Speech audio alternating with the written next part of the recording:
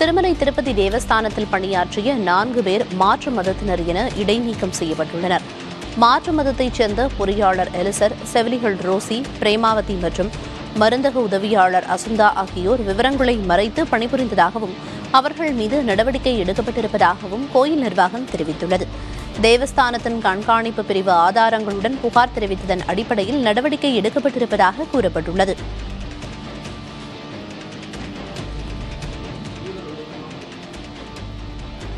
பொறியியல் கலந்தாய்வில் முதற்கட்டமாக 19,193 மாணவர்களுக்கு செயற்கை ஆணை ஒதுக்கீடு செய்யப்பட்டுள்ளது. முதல் சுற்று கலந்தாய்வில் 11,359 மாணவர்களுக்கு தற்காலிக செயற்கை ஆணை வழங்கப்பட்டுள்ளது. செயற்கை ஆணை பெற்றவர்கள் ஜூலை 23ஆம் தேதிக்குள் கல்லூரியில் சேர அறிவுறுத்தப்பட்டுள்ளது. அதேபோல் தற்காலிக ஆணை கிடைத்தவர்கள் ஜூலை 23ஆம் தேதிக்குள் உதவி மையம் சென்று சேர்க்கையை உறுதி செய்ய வேண்டும். அறிவிக்கப்பட்ட தேதிக்குள் சேர்க்கையை உறுதி செய்யாதவர்களின் இடங்கள் காத்திருப்பில் உள்ளவர்களுக்கு அளிக்கப்படும் என்றும் தெரிவிக்கப்பட்டுள்ளது. குற்றால அருவிகளில் வெள்ளப்பெருக்கு ஏற்பட்டிருப்பதால் அங்கு குளிக்க தடை விதிக்கப்பட்டுள்ளது. தென்காசி மாவட்டத்தில் மேற்கு தொடர்ச்சி மலைப்பகுதிகளில் நேற்று இரவு முதல் கனமழை பொழிந்து வருகிறது. இதனால் மேற்கு தொடர்ச்சி மலையடிவாரத்தில் உள்ள குற்றால அருவிகளில் தண்ணீர் பெருமளவு கொட்டுகிறது. பிரதான அருவி, பழைய குற்றால அருவி, ஐந்தருவி உட்பட அனைத்து அருவிகளில் அளவு கடந்து வெள்ளம் பெருக்கெடுத்திருக்கிறது. பெரும் இரைச்சலுடன் வெள்ளம் பெருக்கெடுப்பதால் முன்னெச்சரிக்கை நடவடிக்கையாக குற்றாலத்தில் உள்ள அனைத்து அருவிகளிலும் குளிக்க தடை விதிக்கப்பட்டுள்ளது.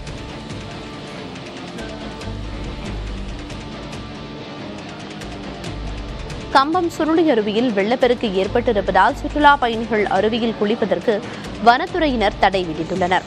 மேற்கு தொடர்ச்சி மலைப்பகுதியில் தொடர்ந்து பெய்து வரும் கனமழை காரணமாக அருவியில் நீர்வரத்து அதிகரித்து காணப்படுவதால் சுற்றுலா பயணிகளின் பாதுகாப்பு கருதி தடை விதிக்கப்பட்டிருக்கிறது. இதனால் மறு உத்தரவு வரும் வரை சுற்றுலா பயணிகள் யாரும் வரவேண்டாம் என வனத்துறை அதிகாரிகள் தெரிவித்துள்ளனர்.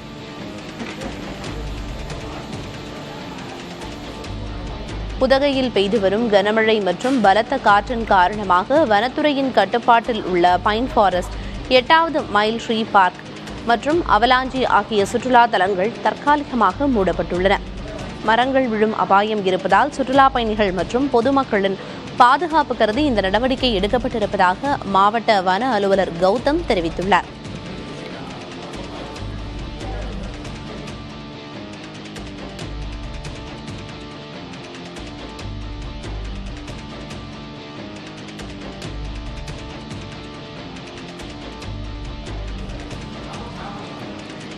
உத்தரப்பிரதேசத்தில் கன்வர் யாத்திரை செல்லும் பக்தர்களின் கால்களுக்கு காவல்துறையினர் மசாஜ் செய்த காட்சிகள் வெளியாகி சர்ச்சையை ஏற்படுத்தியுள்ளது. கன்வர் யாத்திரையை முன்னிட்டு முக்கிய இடங்களில் காவல்துறையினர் குவிக்கப்பட்டு கண்காணிப்பு பணிகளில் ஈடுபடுத்தப்பட்டு வருகின்றனர். இந்நிலையில் ஹாப்பூர் பகுதியில் யாத்ரீகர்களுக்கு பழங்கள், தண்ணீர் உள்ளிட்டவற்றை வழங்கி காவல்துறையினர் பசியாற்றினர். அதோடு யாத்ரீகர்களை நாற்காலியில் அமர வைத்து கால்களுக்கு மசாஜ் செய்த நிலையில் அந்த காட்சிகள் வெளியாகி பேசுபொருளாகியுள்ளது.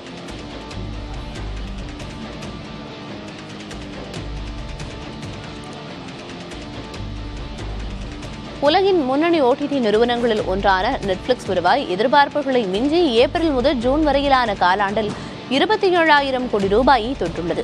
2025 முதல் 6 மாதங்களில் மட்டும் 9,500 கோடி மணி நேரங்கள் பார்வை நேரமாக இருந்ததாகவும் அந்நிறுவனம் நியூயார்க் பங்குச்சந்தையில் தெரிவித்த அறிக்கையில் தெரிவித்துள்ளது. Squid game, Guinea and Georgia ஆகிய நிகழ்ச்சிகள் மிக அதிக பார்வையாளர்களை ஈர்த்ததாகவும் அந்நிறுவனம் தெரிவித்துள்ளது.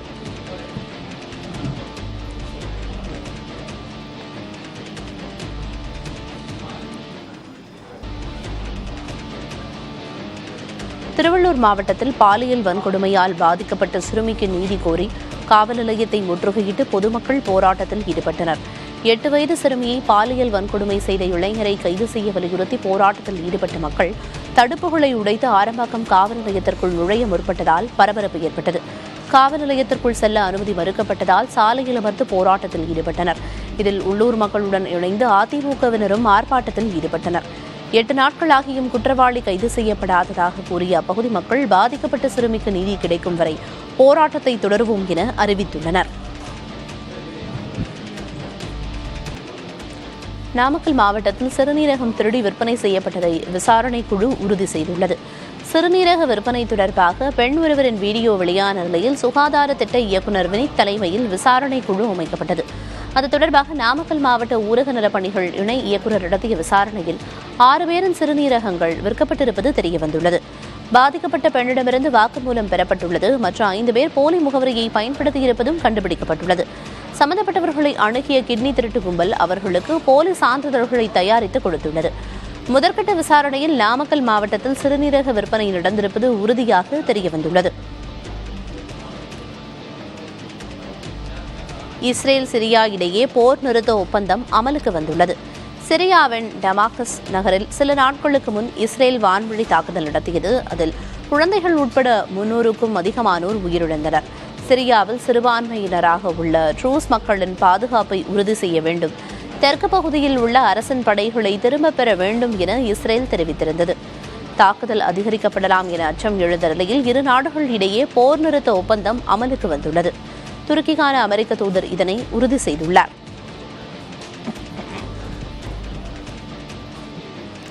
இந்தியா பாகிஸ்தான் இடையிலான போரின் போது 5 போர் விமானங்கள் சுட்டு வீழ்த்தப்பட்டதாக அமெரிக்க அதிபர் டொனால்டு ட்ரம்ப் தெரிவித்துள்ளார்.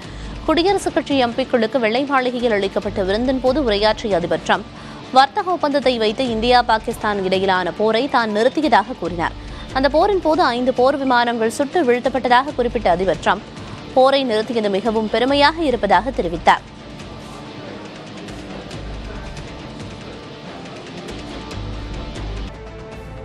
இந்தியா பாகிஸ்தான் இடையிலான போரின் போது 5 போர் விமானங்கள் சுட்டு வீழ்த்தப்பட்டதாக அமெரிக்க அதிபர் டொனால்டு ட்ரம்ப் தெரிவித்துள்ளார். குடியரசுக் கட்சி எம்பிக்களுக்கு வெள்ளை மாளிகையில் அளிக்கப்பட்ட விருந்தின் போது உரையாற்றிய அதிபர் ட்ரம்ப் வர்த்தக ஒப்பந்தத்தை வைத்து இந்தியா பாகிஸ்தான் இடையிலான போரை தான் நிறுத்தியதாக கூறினார். அந்த போரின் போது 5 போர் விமானங்கள் சுட்டு வீழ்த்தப்பட்டதாக குறிப்பிட்ட அதிபர் ட்ரம்ப் போரை நிறுத்தியது மிகவும் பெருமையாக இருப்பதாக தெரிவித்தார். இஸ்ரேலின் கொடூர தாக்குதலுக்கு ஆளாகி இருக்கும் காசாவிலிருந்து வெளியாகி வரும் காட்சிகள் கண்கலங்க வைக்கும் வகையில் உள்ளன. ஒரு சிறுவன் தன் தாயுடனும் சகோதரனுடனும் சாலையில் நடந்து வரும்போது திடீரென பின்னாலிலிருந்து குண்டு சத்தம் கேட்கிறது. அடுத்த நொடி தாயும் பிள்ளையும் இருவேறு திசைகளில் தெரித்து ஓடுகின்றன. சில நொடிகளில் வானை முட்டும் கரும்புகை எழுகிறது. இதுபோன்ற நிகழ்வுகள் தங்களுக்கு பழகிவிட்டதாக காசா மக்கள் கூறுகின்றனர். தங்களை காசா மண்ணிலிருந்து நிரந்தரமாக வெளியேற்றுவதே இஸ்ரேலின் தொடர் தாக்குதல்களின் நோக்கம் என்று அம்மக்கள் கூறுகின்றனர்.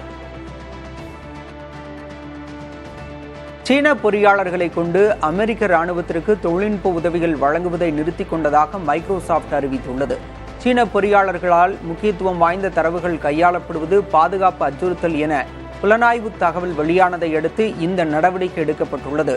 அமெரிக்க ராணுவம் தொடர்பான தரவு பராமரிப்பு பணிகளில் சீனர்கள் இருக்க மாட்டார்கள் என அந்நாட்டு பாதுகாப்பு அமைச்சர் பீட் ஹெக்ஸெத்தும் அறிவித்துள்ளார். அமெரிக்க ராணுவத்திற்கான பல்வேறு பணிகளை மைக்ரோசாப்ட் ஒப்பந்த முறையில் செய்து தரும் நிலையில் இதில் சீன பொறியாளர்களும் இருப்பது அமெரிக்காவுக்கு அச்சத்தை ஏற்படுத்தியுள்ளது. மத்திய அமெரிக்க நாடான கவுதிமாலாவில் பாரம்பரிய வருடாந்திர திருவிழா நடைபெற்றது. இதில் சிவப்பு மற்றும் பொன் நிறத்தாலான ஆடைகளை அணிந்தவர்கள் சாகசங்கள் செய்து காட்டி பார்வையாளர்களை மகிழ்வித்தனர். இது தவிர ஊர்வலம், நடனம் ஆகிய நிகழ்ச்சிகளும் களை கட்டின. மாயா பழங்குடி சமூகத்தினரை நினைவுகூரும் இந்நிகழ்வு கடந்த 16ஆம் தேதி தொடங்கிய நிலையில் 25ஆம் தேதி வரை நடைபெறுகிறது. இந்நிகழ்ச்சிக்கான செலவுகளை அமெரிக்காவில் வசிக்கும் பழங்குடி மக்களின் பரம்பரையினர் வழங்குகின்றனர். தென்மேற்கு பருவமழை தற்போது வரை 9% கூடுதலாக பெய்துள்ளதாக இந்திய வானிலை ஆய்வு மையம் தெரிவித்துள்ளது. ராஜஸ்தான், ஜார்க்கண்ட், குஜராத், மத்திய பிரதேசம், ஒடிசா, ஹரியானா, லடாக் மாநிலங்களில் அதிக மழைப்பொழிவு இருந்ததாக கூறப்பட்டுள்ளது. தமிழ்நாடு உள்ளிட்ட தென்னிந்திய மாநிலங்களிலும் வடகிழக்கு மாநிலங்களிலும் குறைவான மழைப்பொழிவே பதிவாகி இருப்பதாக தெரிவிக்கப்பட்டுள்ளது. இந்தியாவில் விவசாயம் செழிப்பதற்கு தென்மேற்கு பருவமழை மிக முக்கிய பங்காற்றி வருகிறது. இந்த பருவமழை இந்தியாவின் 42% மக்களுக்கு நேரடி வாழ்வாதாரமாக உள்ளது. பொருளாதார வளர்ச்சியில் 18.2% பங்களிப்பை வழங்குகிறது. அமெரிக்க அரசு நிறுவனமான நாசா தனக்கு சொந்தமான சில செயற்கைக்கோள்களை விற்பனை செய்ய போவதாக தெரிவித்துள்ளது. நாசாவுக்கான நிதி ஒதுக்கீட்டை ட்ரம்ப் அரசு கணிசமாக குறைத்துள்ள நிலையில் நிர்வாகத்திற்கான நிதி தேவையை சமாளிக்கும் வகையில் செயற்கைக்கோள்கள் விற்கப்பட உள்ளன. அரசுகள் அல்லது தனியாருக்கு செயற்கைக்கோள்களை விற்க உள்ளதாக நாசா வலைதளத்தில் கூறப்பட்டுள்ளது. அதில் கிடைக்கும் நிதியை கொண்டு மற்ற முக்கிய திட்டங்களை செயல்படுத்த நாசா திட்டமிட்டுள்ளது. கூடுதலாக பிடிக்கப்பட்ட வருமான வரியை திரும்ப செலுத்துகிறோம் என போலியாக அனுப்பப்படும் லிங்குகளை திறக்க வேண்டாம் என வருமான வரித்துறை எச்சரித்துள்ளது. தாங்கள் வங்கிக் கணக்கு மற்றும் தனிநபர் விவரங்களை இமெயில் மூலம் ஒருபோதும் கேட்பதில்லை என வருமான வரித்துறை எக்ஸ் தள பக்கத்தில் பதிவிட்டுள்ளது. ரீஃபண்ட் குறித்த நிலையை தெரிந்து கொள்ள தங்களின் அதிகாரப்பூர்வ இணையதள பக்கத்தை பயன்படுத்துமாறு வருமான வரித்துறை அறிவுறுத்தியுள்ளது. வர்த்தக ஒப்பந்தத்தை இறுதி செய்வது தொடர்பான 5வது சுற்று பேச்சுவார்த்தை நிறைவடைந்தது. அதில் பங்கேற்ற வர்த்தகத்துறை சிறப்பு செயலாளர் ராஜேஷ் அகர்வால் உள்ளிட்டோர் நாடு திரும்பியுள்ளனர். ஜூலை 14 முதல் 17 வரை 4 நாட்கள் நடைபெற்ற 5வது சுற்று பேச்சுவார்த்தையில் வேளாண் விளைபொருட்கள், வாகனங்கள் வர்த்தகம் குறித்து விரிவாக பேசப்பட்டதாக வர்த்தகத்துறை அதிகாரி ஒருவர் தெரிவித்தார். டிரம்ப் விதித்த பதில் வரி வரும் ஆகஸ்ட் 1 முதல் அமலுக்கு வரவுள்ள நிலையில் அதற்கு முன்னதாக இடைக்கால வர்த்தக ஒப்பந்தத்தை மேற்கொள்ள இந்தியா முயன்று வருகிறது. எனினும் அமெரிக்காவின் வரிச்சலுகைகள் குறித்த நெருக்கடிக்கு இந்தியா உடன்பட மறுப்பதால் ஒப்பந்தம் நிறைவேறுவதில் தாமதம் நீடித்து வருகிறது. மக்களை தவிக்கவிட்டிருக்கும் கொடூர ஆட்சியை மறைக்க மத்திய அரசை கண்டித்து திமுக எம்பிக்கள் தீர்மானம் நிறைவேற்றியிருப்பதாக மத்திய இணையமைச்சரும் தமிழக பாஜக முன்னாள் தலைவருமான எல் முருகன் கூறியுள்ளார். ஜூலை 21 மக்களவை மழைக்கால கூட்டத்தொடர் தொடங்க உள்ள நிலையில் மத்திய அரசுக்கு எதிராக திமுக எம்பிக்கள் தீர்மானம் நிறைவேற்றியுள்ளனர். இதை கண்டித்து அறிக்கை வெளியிட்டுள்ள எல் முருகன், தமிழகத்தை ஆட்சி செய்ய திமுகவை மக்கள் தேர்ந்தெடுத்தது எதனால்? எதுவும் செய்ய முடியாத நீங்கள் தேர்தலில் நின்றது எதற்காக? குடும்பத்தை வளப்படுத்துவதற்காகவா என்று கேள்விகளை எழுப்பியுள்ளார். 2026 சட்டமன்ற தேர்தலில் அதிமுக பாஜக கூட்டணி வரலாறு காணாத வெற்றி பெறும் என்றும் திமுகவினர் படுதோல்வி அடைந்து தவறுகளுக்காக தண்டனை அனுபவிப்பார்கள் என்றும் தனது அறிக்கையில் எல்முருகன் கூறியுள்ளார். நாமக்கல் மாவட்டத்தில் சிறுநீரகம் திருடி விற்பனை செய்யப்பட்டதை விசாரணை குழு உறுதி செய்துள்ளது. சிறுநீரக விற்பனை தொடர்பாக பெண் ஒருவரின் வீடியோ வெளியான நிலையில் சுகாதார திட்ட இயக்குநர் வினித் தலைமையில் விசாரணை குழு அமைக்கப்பட்டது. அது தொடர்பாக நாமக்கல் மாவட்ட ஊரக நலப்பணிகள் இணை இயக்குநர் நடத்திய விசாரணையில் 6 பேரின் சிறுநீரகங்கள் விற்கப்பட்டிருப்பது தெரியவந்துள்ளது. பாதிக்கப்பட்ட பெண்ணிடமிருந்து வாக்குமூலம் பெறப்பட்டுள்ளது. மற்ற 5 பேர் போலியான முகவரியை பயன்படுத்தி இருப்பதும் கண்டுபிடிக்கப்பட்டுள்ளது. சம்பந்தப்பட்டவர்களை அணுகிய கிட்னி திருட்டு கும்பல் அவர்களுக்கு போலியான சான்றுகளை தயாரித்து கொடுத்துள்ளது. முதற்கட்ட விசாரணையில் நாமக்கல் மாவட்டத்தில் சிறுநீரக விற்பனை நடந்திருப்பது உறுதியாக தெரியவந்துள்ளது. சென்னை திரிசூலம் ரயில்வே கேட் சுமார் 3 மணி நேரம் திறக்கப்படாததால் பொதுமக்கள் ரயிலை மறித்து ஆர்ப்பாட்டம் செய்தனர். மேம்பாலம் மற்றும் சுரங்கப்பாதை இல்லாத இடமாக திரிசூலம் ரயில்வே கேட் பகுதி உள்ளது. இந்நிலையில் சுமார் 3 மணி நேரமாக ரயில்வே கேட் திறக்கப்படாததால் பொதுமக்களும் வாகன ஓட்டிகளும் அவதியடைந்தனர்.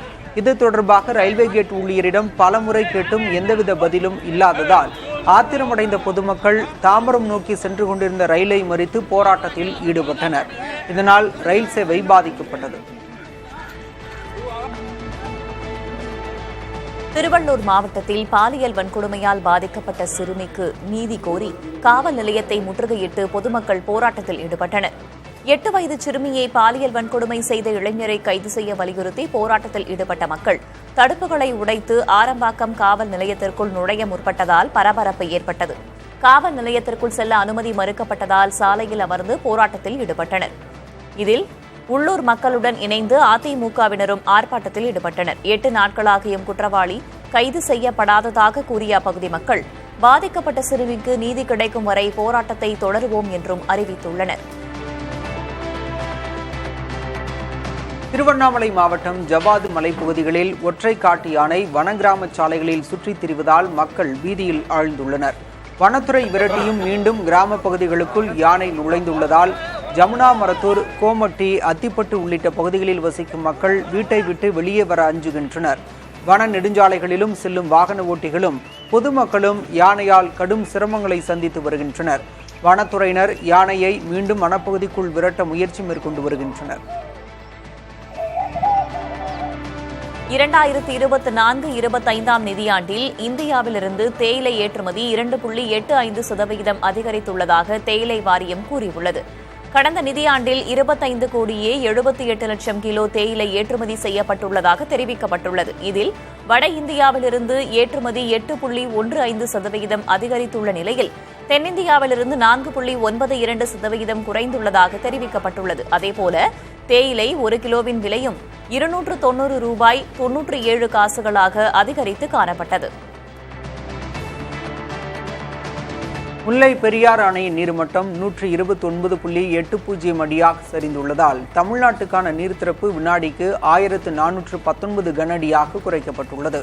முல்லை பெரியாறு அணை நீர் சென்றடையும் வகை அணை நீர்மட்டம் 63.65 அடியாக உயர்ந்து வருவதால் நீர்மட்டத்தை கட்டுக்குள் வைப்பதற்காக முல்லை பெரியாறு அணையிலிருந்து தமிழ்நாட்டிற்கான நீர்த்திறப்பு குறைக்கப்பட்டுள்ளதாக தமிழக நீர்வளத்துறை அதிகாரிகள் கூறியுள்ளனர். இன்று காலை நிலவரப்படி முல்லை பெரியாறு அணைக்கான நீர்வரத்து வினாடிக்கு 1206 கனஅடியில் இருந்து 921 கனஅடியாக குறைந்துள்ளது. அணையின் நீர் இருப்பு 4654 மில்லியன் கனஅடியாக உள்ளது. முல்லை பெரியாறு அணையின் முக்கிய நீர்பிடிப்பு பகுதிகளான இடுக்கி மாவட்டத்தில் 3 நாட்களுக்கு ஆரஞ்சு அலர்ட் விடுக்கப்பட்டுள்ளது.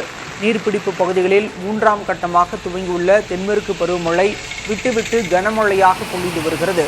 அடுத்த 3 நாட்களுக்கு அதி கனமழை பொழிய வாய்ப்பு என்ற வானிலை மைய அறிவிப்பு தமிழக விவசாயிகளிடையே எதிர்பார்ப்பை உருவாக்கியுள்ளது. கர்நாடக போக்குவரத்து கழக ஊழியர்கள் வேலைநிறுத்த போராட்டத்தில் ஈடுபட்டால் அவர்கள் மீது எஸ்மா சட்டம் பாயும் என அரசு அறிவித்துள்ளது. ஊதிய உயர்வு உள்ளிட்ட கோரிக்கைகளை முன்வைத்து கர்நாடகாவின் 4 முக்கிய போக்குவரத்து கழகங்கள் ஆகஸ்ட் 5ஆம் தேதி முதல் காலவரம்பற்ற வேலைநிறுத்த போராட்டத்தை அறிவித்துள்ளன. அப்படி போராட்டத்தில் ஈடுபட்டால் எஸ்மா சட்டத்தின்படி அனைவரும் கைது செய்யப்படுவர் என அம்மாநில அரசு எச்சரித்துள்ளது. மேலும் கைது செய்யப்படுபவர்களுக்கு பதவி உயர்வு, ஊதிய நிலுவைத் தொகை, ஊதிய உயர்வு கிடைக்காது என்றும் கர்நாடக அரசு கிடைத்துள்ளது. நாட்டின் அந்நிய செலாவணி கையிருப்பு மதிப்பு 3.06 பில்லியன் டாலர்கள் குறைந்துள்ளதாக ரிசர்வ் வங்கி தெரிவித்துள்ளது. ஜூலை 11ஆம் தேதியுடன் முடிவடைந்த வாரத்தில் அந்நிய செலாவணி கையிருப்பு மதிப்பு 696.67 பில்லியன் டாலர்களாக இருந்ததாக தெரிவிக்கப்பட்டுள்ளது. தங்கம் கையிருப்பின் மதிப்பும் 498 மில்லியன் டாலர்கள் குறைந்து 84.34 பில்லியன் டாலர்களாக இருந்ததாக கூறப்பட்டுள்ளது. உலக நிதிச்சந்தையில் நாட்டின் மதிப்பை உயர்த்தவும் இறக்குமதி செலவினங்களுக்கும் அந்நிய செலாவணி கையிருப்பு உதவுகிறது. இந்தியாவிலிருந்து மசாலா பொருட்கள் ஏற்றுமதி 6% அதிகரித்துள்ளதாக மத்திய வர்த்தக அமைச்சகம் கூறியுள்ளது. நடப்பு நிதியாண்டின் முதல் காலாண்டில் சுமார் 10,000 கோடி ரூபாய் மதிப்பீட்டில் மசாலா பொருட்கள் ஏற்றுமதி செய்யப்பட்டுள்ளன. எண்ணெய், மசாலா கலவைகள், மிளகாய், விதை மசாலா பொருட்கள் ஏற்றுமதி அதிகரித்து காணப்பட்டதாக அகில இந்திய மசாலா ஏற்றுமதியாளர்கள் சங்க தலைவர் இமானுவேல் கூறியுள்ளார். அமெரிக்காவின் பதில் வரி குறித்த அச்சத்தின் காரணமாகவும் ஏற்றுமதி அதிகரித்திருக்கலாம் எனவும் சொல்லப்படுகிறது.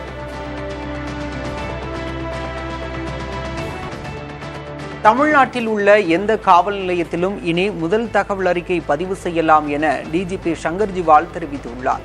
குறிப்பிட்ட அதிகார வரம்பிற்கு வெளியே நடக்கும் குற்றங்களுக்கு கூட அருகில் உள்ள காவல் நிலையத்தில் எஃப்ஐஆர் பதிவு செய்யலாம் என்றும் அத்தகைய முதல் தகவல் அறிக்கைகள் 24 மணி நேரத்திற்குள் மின்னணு மூலமாகவோ நேரடியாகவோ சம்பந்தப்பட்ட காவல் நிலையத்திற்கு அனுப்பி வைக்கப்படும் என தெரிவிக்கப்பட்டுள்ளது.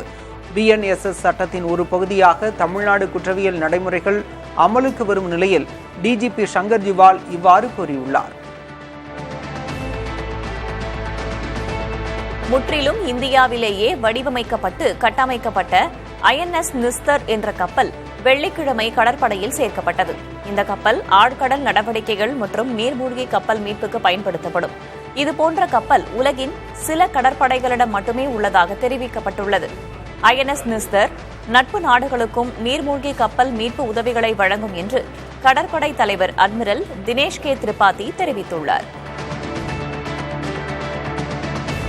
இந்தியாவில் கடந்த ஒரே ஆண்டில் சுமார் 7,500 ஸ்டார்ட் அப் நிறுவனங்கள் மூடப்பட்டுள்ளது தெரியவந்துள்ளது. அதன்படி கடந்த ஆண்டு ஜூலை 1ஆம் தேதி முதல் கடந்த ஜூலை 18ஆம் தேதி வரையிலான காலகட்டத்தில் 7,484 ஸ்டார்ட் அப் நிறுவனங்கள் மூடப்பட்டுள்ளதாக தெரிவிக்கப்பட்டுள்ளது. இதேபோல கடந்த 2023 ஜனவரி முதல் இதுவரை 65,906 ஸ்டார்ட் அப் நிறுவனங்கள் மூடப்பட்டுள்ளது தெரியவந்துள்ளது. முறையான திட்டமிடல் இல்லாதது, நிதி பற்றாக்குறை, மோசமான உட்கட்டமைப்புகள் உள்ளிட்ட காரணங்களால் இவை மூடப்பட்டுள்ளதாக தெரிவிக்கப்பட்டுள்ளது. சென்னையில் தங்கம் மற்றும் வெள்ளியின் விலை உயர்ந்துள்ளது. இன்று காலை நிலவரப்படி 22 கேரட் ஆபரண தங்கம் கிராமிற்கு 60 ரூபாய் விலை உயர்ந்து 9,170 ரூபாய்க்கும், ஒரு சவரன் 480 ரூபாய் விலை அதிகரித்து 73,360 ரூபாய்க்கும் விற்பனை செய்யப்படுகிறது. வெள்ளி கிராமிற்கு ₹1 விலை உயர்ந்து ₹126 விற்பனையாகிறது.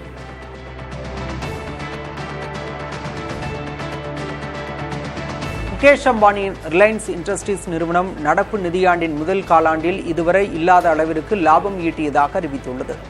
ஏப்ரல் ஜூன் வரையிலான காலாண்டில் அந்நிறுவனத்தின் நிகர லாபம் ₹26,994 கோடி என தெரிவிக்கப்பட்டுள்ளது.